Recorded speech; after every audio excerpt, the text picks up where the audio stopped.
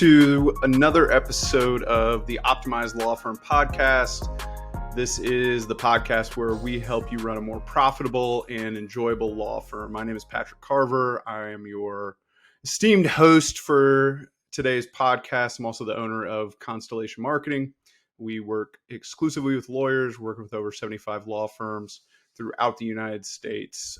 And really excited to talk about this topic today, which is what I'm calling eliminating law firm marketing nightmares with benchmarking. And I'm going to cover in detail what benchmarking is and how you can utilize it in your marketing campaigns and really get a better relationship with your marketing company, whether that's us or someone else. And, today really continues the progression of some other topics we've talked about in this series that often don't really have anything to do with marketing strategies necessarily. It's more about the glue or the infrastructure associated with your marketing campaigns and efforts. And I'd like to talk about these because I think it's really the root cause of a lot of, animosity and strife that goes on between the marketing industry and law firms or any service provider, really, in that sense. And I think, the problem that, as I see it, is that there's this disconnect between these two groups, and that often leads to problems. And that's what creates what we call this nightmare scenario. And I think with a little bit of planning, a little bit of understanding as you go into your next relationship or taking this and looking at how you can improve maybe your current marketing relationship, you'll not only have a better experience where you'll get more value out of it, but you'll also make more money, and it will ultimately help your result if you can adopt this approach or create something similar that works for you. So without further ado, let's get into it. And I've gotten this broken down into about 4 parts. And the first one, I'll go into kind of what I see as like the problem right now between our two warring groups, the marketers and the attorneys. But in reality, I talk with law firms every day, and I do get this sense that there's a tremendous amount of frustration from the legal side, from law firms, and generally speaking, their relationship with marketing companies. And I think that that lack of performance or lack of having a good relationship is a key reason why we've been able to grow. Basically we've doubled every year since we started about 6 years ago. And I like to think we have great results and great people and stuff like that. But I think a big part of this is that we do a good job of communicating and delivering results, and so we are able to succeed where I think others fail. And so for me, the problem is the current relationship between marketing companies and law firms, because that typically does not look great. And what specifically I'd like to highlight as to what makes that not look very healthy or good is that I see a common scenario playing out, which is that attorneys are busy. They know that they need to get help with marketing.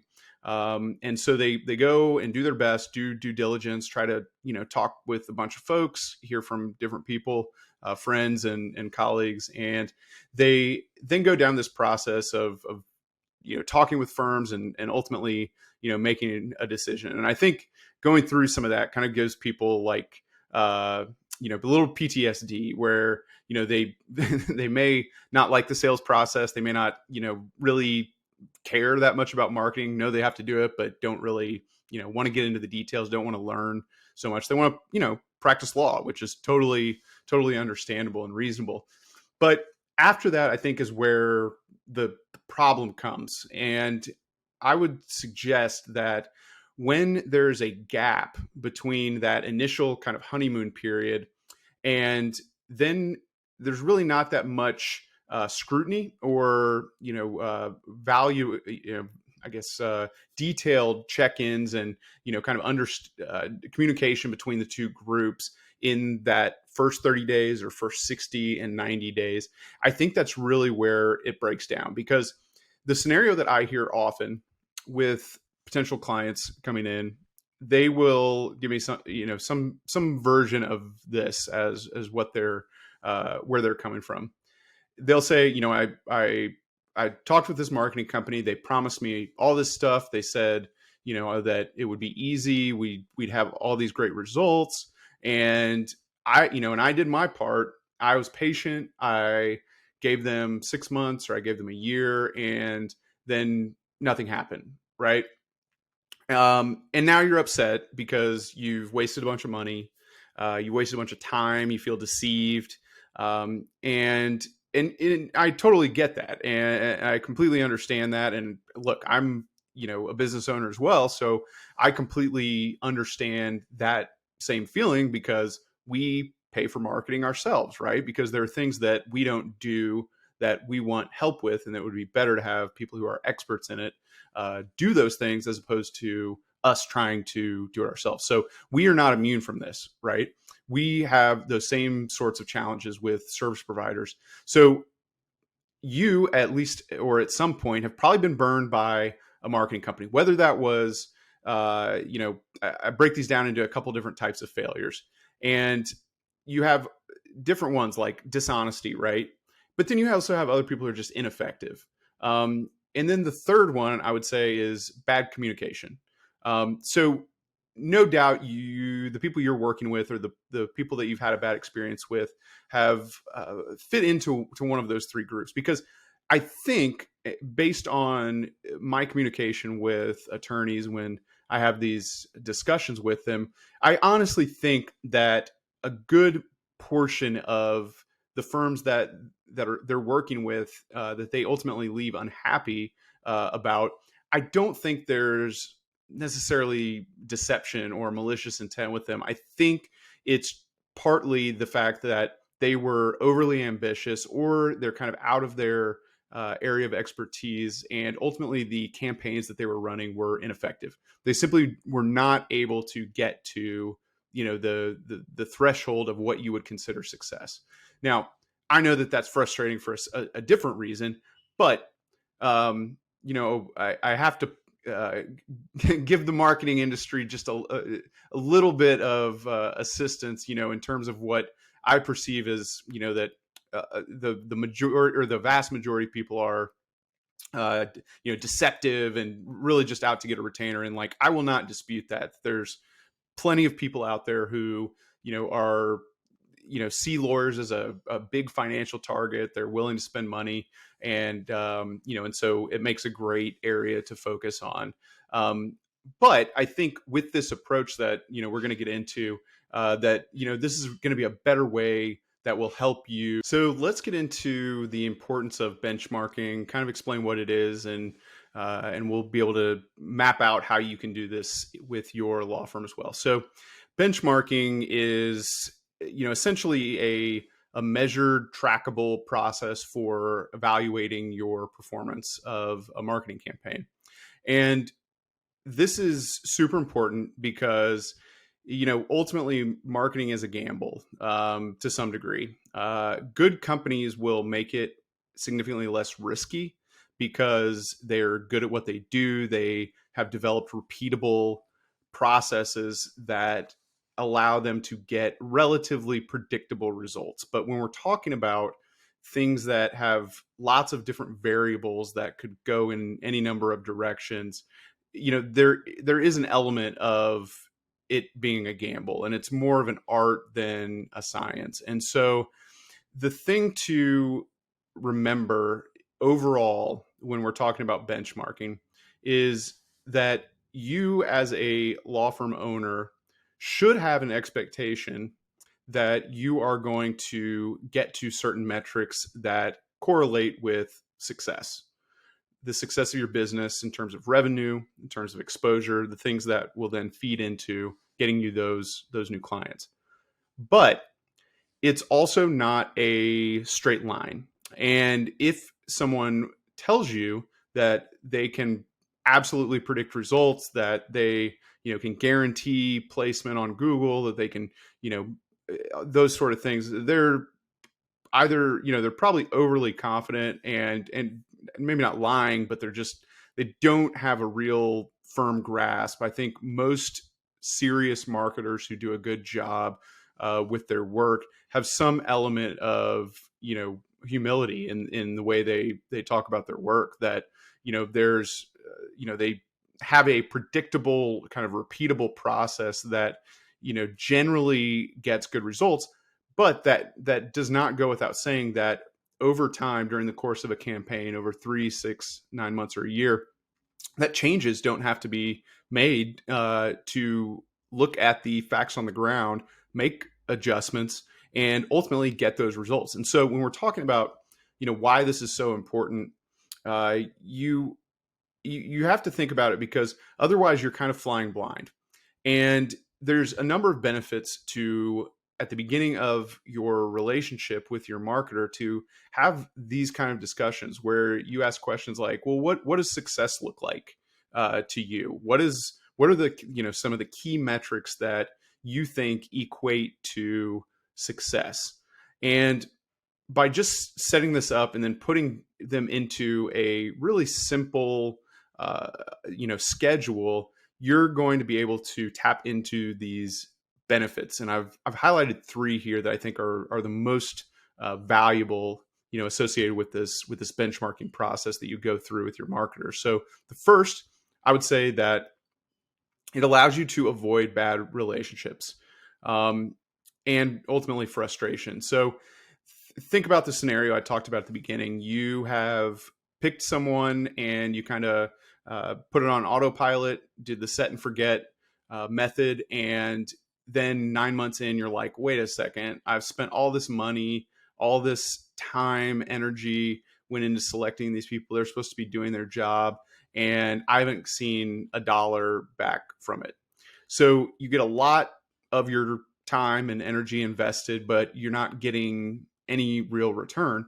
And this type of process allows you to avoid those bad relationships really to begin with, because if they can't prove whether you're, starting a new relationship or you have one and you're simply trying to improve it, if they can't create or implement these type of metrics, then you're already in a bad situation. And I would argue that, you have no business working with this person in the first place, because if they're good at what they do, there should be some level of analysis and performance monitoring for what they do. Because if not, they're really just kind of throwing spaghetti at the wall and hoping that the things that they believe work are going to work in your case.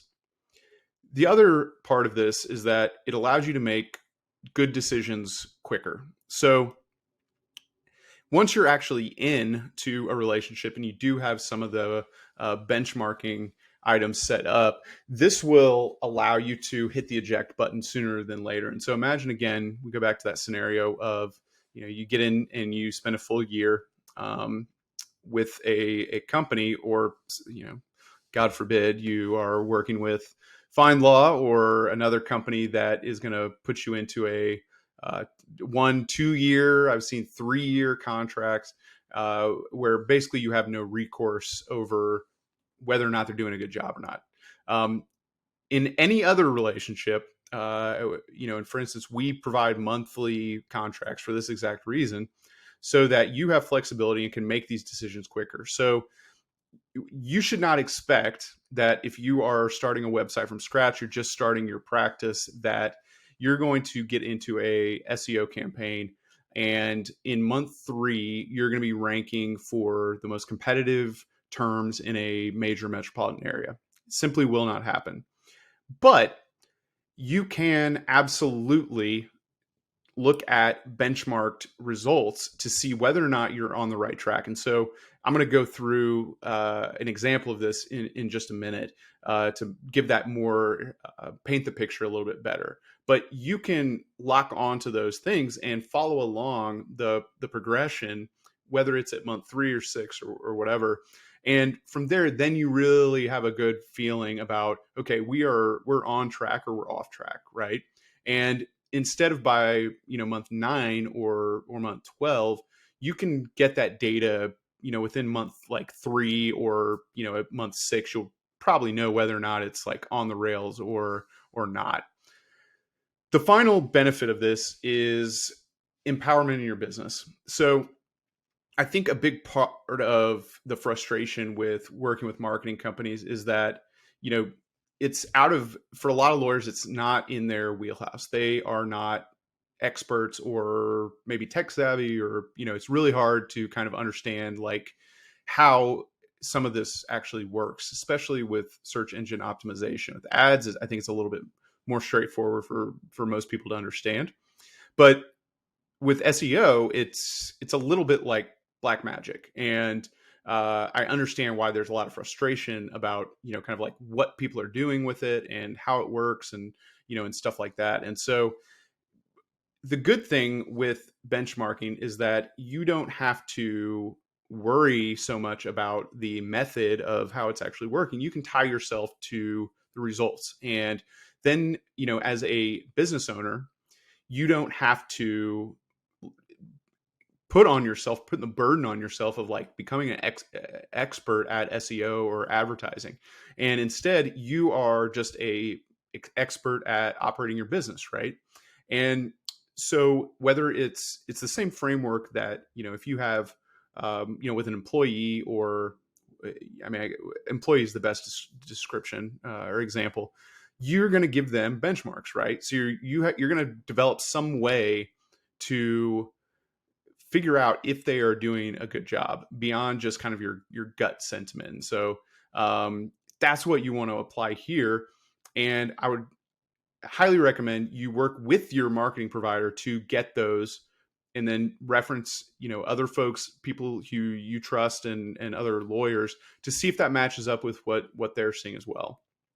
And with that, you'll get so much more confidence within your business that you know what's happening, the why that it's happening, and you'll be able to comfortably know whether or not you're moving in the right direction. And I think that's really one of the biggest things with this, is that it gives you that confidence, gives you that empowerment, so that you can ultimately make better decisions. But before we get into the how you benchmark and what you should actually use, I will say there's 2 things that you need to think about on your side. This process is absolutely a 2-way street. It is certainly on the responsibility of the marketer to have all of this and provide it, and really be thinking about it and working on it, because it's their job. But on the flip side, you need to also have goals for yourself. You need to have goals for your business, and you can really just keep it pretty simple by just looking at how many new cases per month that you want, or if it's a specific revenue goal or something like that. That really makes it, black and white in terms of the metrics and the benchmarks that you should be looking at. And so if we were to, go back and look at, kind of how that would play out for a year, we would want to have, basic benchmarks. Like by month 3, we want to have 1 new case in, or 3 or 5 or whatever the number is, through the marketing efforts. And then by month 6, we want 10. And then by month 12, we should be producing 15 or 20 or whatever that number is, right?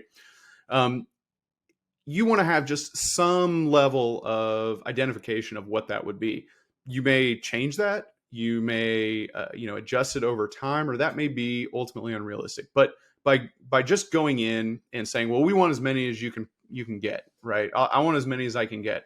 I'm not gonna say it's a cop out for marketers or something like that, because I don't think that's not what I'm trying to say here. But it it creates this situation where kind of the success is binary, and you are then coming back at 6 months, at 9 months, whatever that is, and you're basically saying, is it good or bad? And if you're not watching the video, I'm doing the thumbs up, kind of thumbs down gladiator signal, right? It's just you determining, kind of often what I've noticed by gut feeling, like, well, it was good or it was bad, right?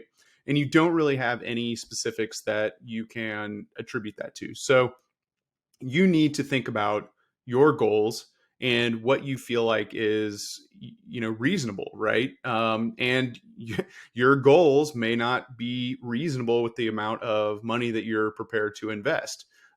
It just kind of depends on your practice area, on your market, types of cases you're going after, all sorts of stuff. So but with that said, once you bring your part to the table, then the marketing team should have the plan for how they are going to accomplish that and in what time frame, right? And it may change or get adjusted over time, but that is what you are essentially asking for them to provide to you. So you are going to have the goals, they're going to have the how it actually gets done. So let's move on to how do you actually go about doing this in a practical sense, and how you can benchmark for your business. So I'll tell you how we do it. It's going to vary based on the company you work with, but we've essentially created a structured way to measure progress, and we do this on a monthly, quarterly, and yearly basis. The first part of what we do is set up a basically introductory questions when you're coming in. And so what we're asking for are things like, how many cases are you getting currently? Where do you want to grow? What types of cases? How many cases you want to grow, in the next month? Like, what would be a big win? Are certain cases better than others? All of that sort of stuff. And then kind of like, what would you like at the end of a year, right? What would a great success look like? And then based on that, we essentially have our kind of status quo metric and then our goal metric. And then on a monthly basis, we are filling in that data to determine whether or not we are are we beating, are we missing out on the goal that the client has described, right? And then we do that on a quarterly and yearly basis so that we can look back at that initial goal and say, okay, you told us you wanted 2 extra cases per month, and looks like we've done that in all but, we've done that in 5 of 6 months, or something like that. And it looks like, we're trending in the right direction. The SEO is starting to work. And so the past, 2 months, you've gotten 3 and then 4 cases. And so, yes, we're kind of moving in that direction. You told us by the end of the year, you wanted to have 10 new cases per month, and we are, at 5 right now, and we're moving in the right direction, right? That's a very simple way to just go and, track every single month that you have a conversation with the marketer, and then put that down into a quarterly and yearly structure. And like I said, these things are going to change. It's more of an art than a science. The reality may be different than what both parties thought. The market may be more expensive, things like that.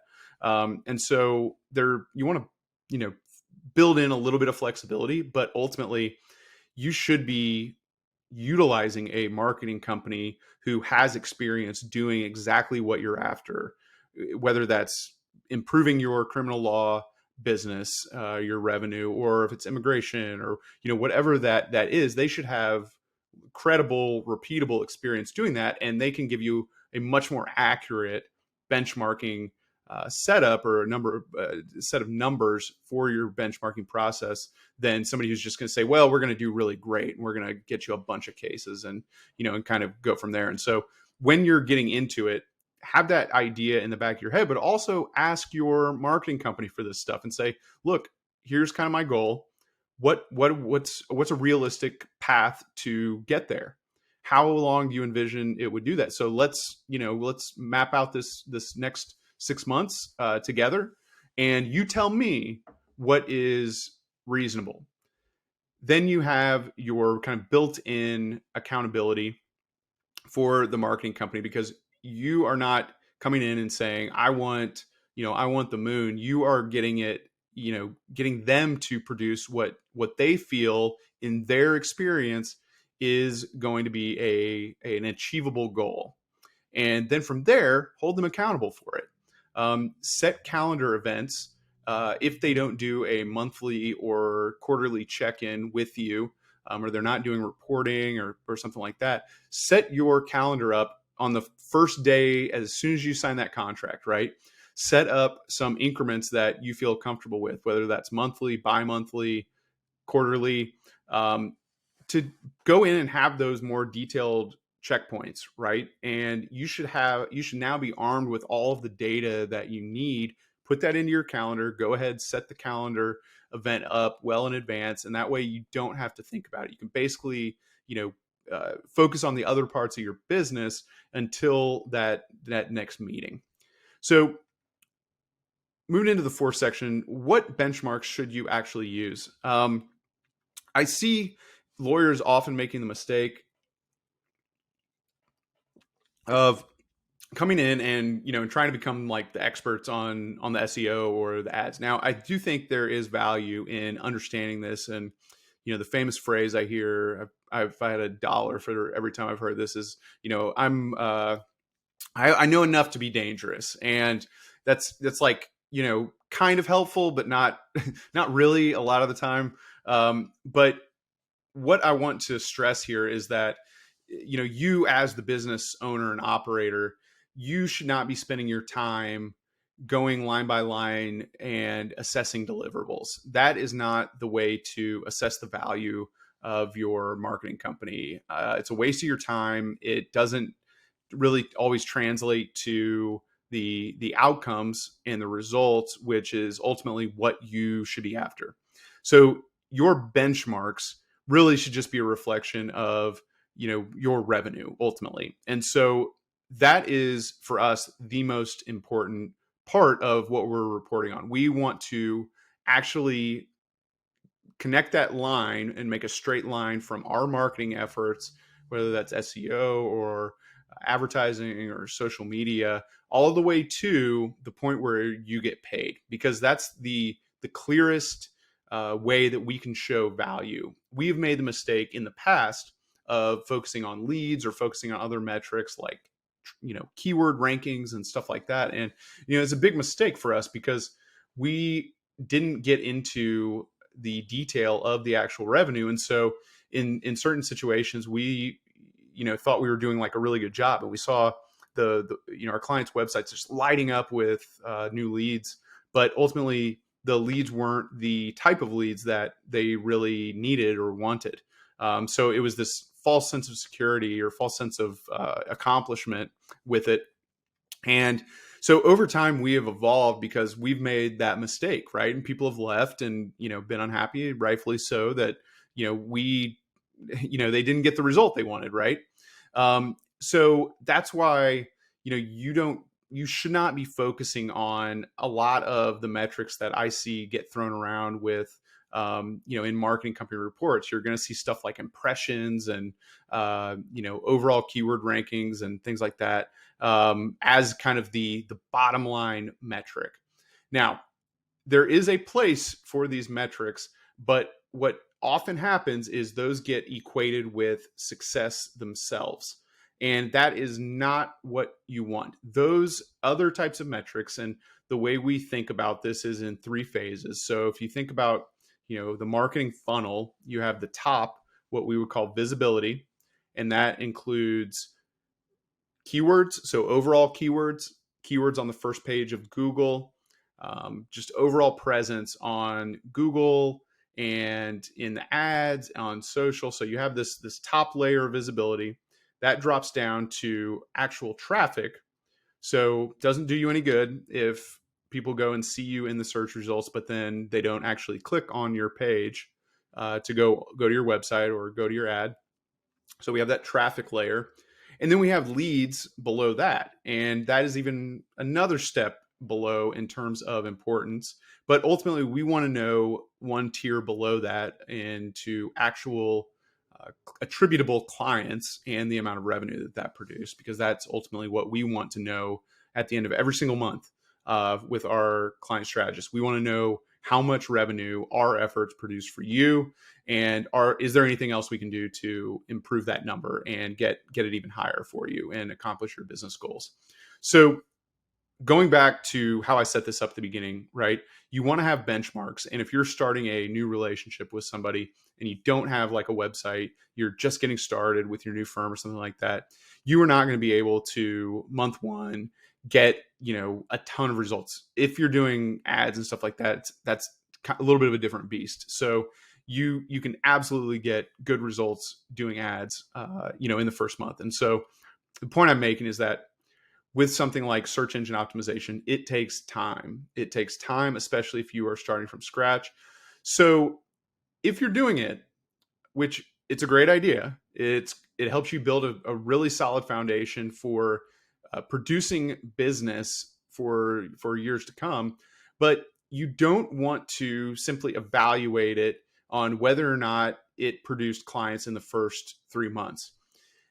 There are specific benchmarks that your marketer can give you to show you the progression of what you should be looking for or expecting on that 3, 6, 9 or year timeline.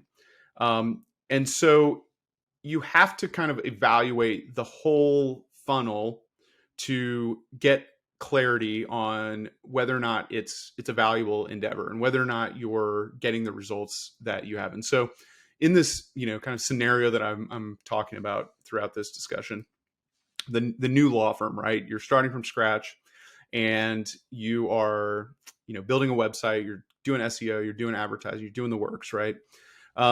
You want to have multiple benchmarks, right? So if you're doing advertising, you want to be getting clients basically in the first month. That's what we strive for. We want to get you a client. Our goal is always get you a client in under 30 days. If not by 60 days, absolutely you should be getting that, because they should be evaluating that campaign on a daily basis and helping you adjust it to get it dialed in, get you exactly the type of clients you want. Now, on the flip side, for SEO, your benchmark will look a little bit different, right? You should have, start to be getting keywords found on Google. And then by month 2, you should maybe have some on the second page. And then by month 3 or month 6, maybe that's translating into 50 users or 25 users or something like that. And then by, you also want to have a lead by then. And then by month 9 is when, things really would start to progress, in terms of being able to get you the actual business, right? And so when you're thinking about SEO and benchmarking for success, you want to give it about a year timeline, in terms of when you will start to really get your investment back. And then it will start to really amplify and get, those kind of like compounding benefits that you think about the stock market with it. So set it up a little bit differently for those two. But again, talk with your marketing provider about this from the beginning, and they will be able to set you up with some reasonable estimates. And, it's also on you to be realistic, right? And be reasonable with those outcomes. Now, you have to kind of, and only you will be able to determine how much leash you should give these folks, right? And is this kind of in the normal range of fluctuation of performance, or did they set this up and they were just completely wrong with what was reasonable, or what they're actually able to fulfill? So definitely put time into it, think about it, be methodical about it, but also be a little bit flexible. And then you are going to have this nice path to being able to get, capture as much value as possible from your marketing company and ultimately get the results that you want so you can grow your business.